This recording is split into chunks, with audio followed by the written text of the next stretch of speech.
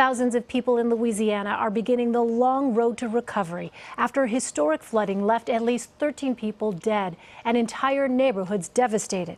The Red Cross has said this is the worst natural disaster to strike the United States since Hurricane Sandy. Manny Bojorquez is at a church in Baton Rouge.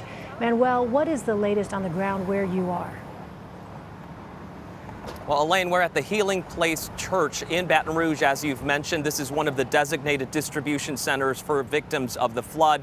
You can see behind me the National Guard. They've just wrapped up handing out items for people, but there are other distribution centers like this throughout the area.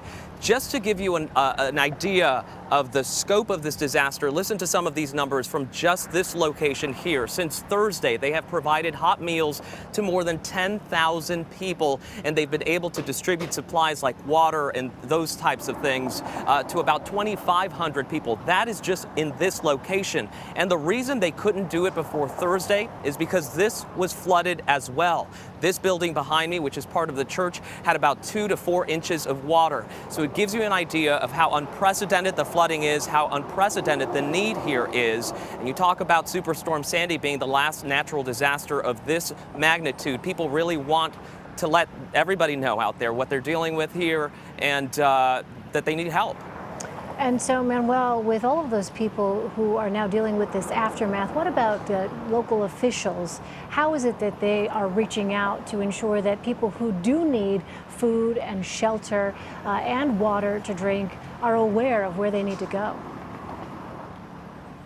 Well, this is part of the operation here. They have also had teams from FEMA. We were told there's a FEMA team of 400 people dedicated just to getting to areas that may be hard to access, going out there, making sure that people are registered to receive aid when that aid becomes available, but also checking up on people to make sure they have what they need. This distribution center is just part of the network that they have going right now to try to get aid to people who need it. And we know President Obama is expected to visit Louisiana this coming week. How is it that residents there feel about that?